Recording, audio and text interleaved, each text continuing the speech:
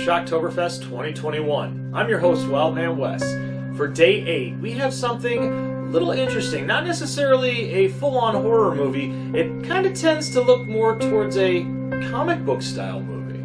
Today we're going to be talking about 2012's Abraham Lincoln Vampire Hunter. This was directed by Damir Bekmambetov, based off of a book written by Seth Grahame-Smith, and it's a take on Abraham Lincoln. You see, around this time, Abraham Lincoln was being a big thing again, especially in Hollywood. We had the movie Lincoln with Daniel Day-Lewis and Sally Field, and eventually we had spin-off movies like this one, and also there's another movie that was called Abraham Lincoln vs. Zombies. You see, this was also during the time where they were taking on other things such as Hansel and Gretel as like witch hunters and things like that, but today we're going to be talking about the Vampire Hunter. This movie is well thought out, well brought up. The movie starts off with Abraham Lincoln being a young boy while his parents are working amongst the slaves to take on, or to basically pay off a debt that they owed to a man named Jack Bartz. And at one point, they're taking some slaves away, and a young boy named Will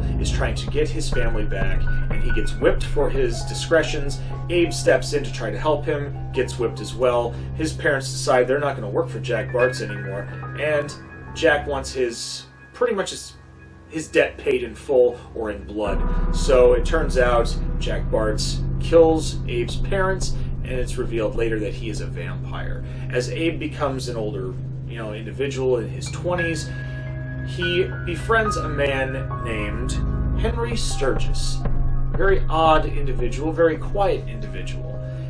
And when Abe realizes that Henry's going to teach him the methods of killing vampires, he sets out on a journey of his own. And amidst this, he's told he's not to have any friends, any family, any contact with the human world for the most part until vampires are completely eliminated from the world. While this is going on, Abraham meets Mary Todd, and he decides he's going to take on politics in his own right by freeing slaves and, as well as on the side, killing vampires. Throughout all this, you find out Jack Bartz was not the only vampire involved in killing Abraham Lincoln's parents. There was a man named Adam who was involved with it, and a big army taking on the slaves to the south was not because of slavery. It was because they were using them as feed for vampires. So Abraham Lincoln goes to the south to help free some of the slaves that were taken there, including his best friend Will.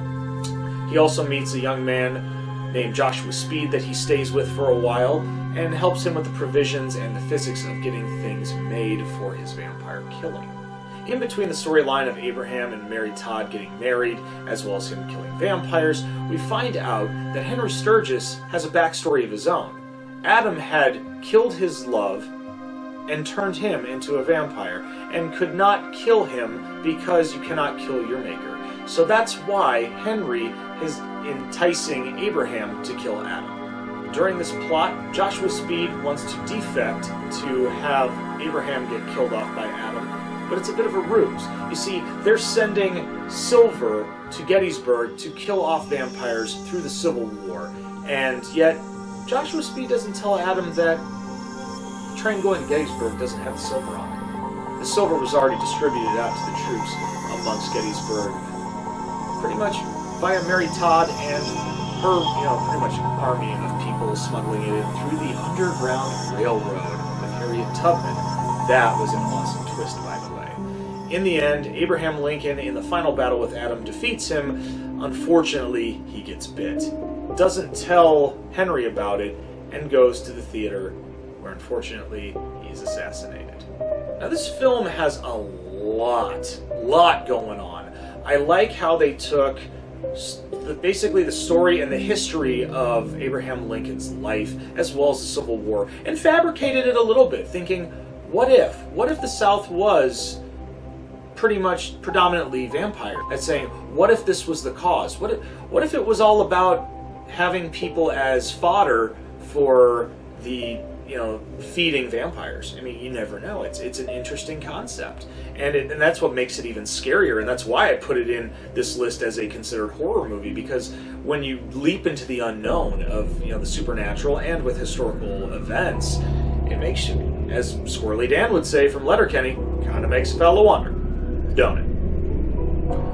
What I also like about this film is just the montages that they do of how Abraham Lincoln trains to become a vampire hunter. He doesn't even use a standard stake, with a hammer or a mallet. He doesn't use a sword. He doesn't use guns.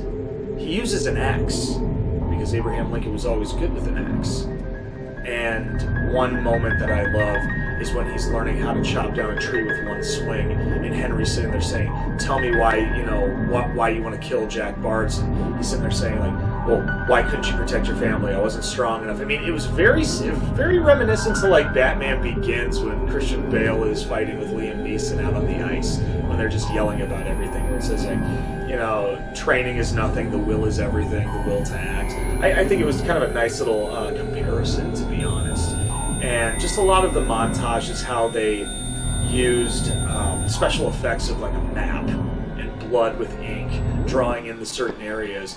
And before I forget, this movie was produced by Tim Burton, so those special effects are very, very well noted, because a lot of the demonic looks of the vampires are very Burton-esque, and I tip my hat to that one.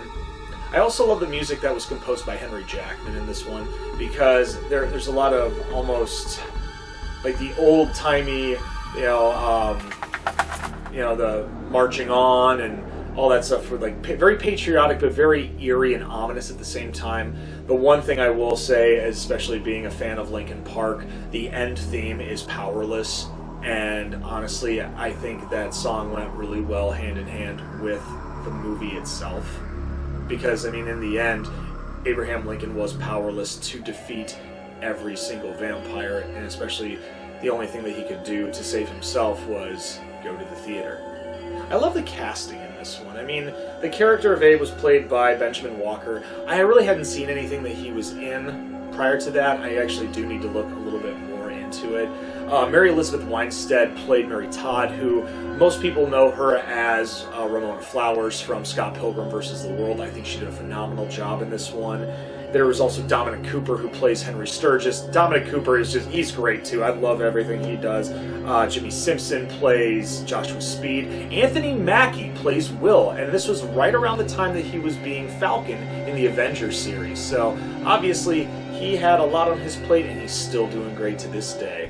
One thing that I did look on for the cast listing on IMDb, it said, well, on Google at least, Google said that Daniel Day-Lewis and Sally Field were in this, not thinking of the fact that they probably just put them in that little grouping because Lincoln was in the name of the movie. So, shame on you, Google. You made me actually think that Daniel Day-Lewis and Sally Field were in this movie. I tried Google searching images of them in it, couldn't find it. So, remove that, please, and put it in the right frickin' direction of what movie they were in. So, thank you. What I don't like about this film, I don't know. I mean, I can't even say that I don't like the whole, that fiction of what if, like, these certain things happen and fabricating history. Because I am a fan of the movie Inglourious Bastards, and they fabricated a lot of the events in World War II and that as well. So if I were to say that, I'd be a hypocrite. There's not much that I don't like about this film. I mean, it has that kind of gruesome horror, but it also has that action-packed comic book feel to it. And that's what, they go hand in hand, and I love that very much. So, you know what? I'm just going to go ahead and say A+ on this one for my grade, because seriously, I can watch this any day of the week, twice on Sunday, just because of just the action, the suspense, the music, and just the feel all around. So we hope you enjoyed this episode. Make sure that you leave a thumbs up, leave a thumbs down if you didn't agree with me. It's alright, because I can handle constructive criticism. Also, make sure that you share on social media, and as always, push that little red button, and don't forget to ring the bell for instant notifications on Dragonfire Entertainment. We hope you liked what you've enjoyed so far, because day 9, we're going to hopefully have something a little more better in store. I mean, it may not be as great as this, but it's close. I think so. Other than that, I'm Wildman Wes, and we'll see you next time. Stay tuned, and as always, stay scared.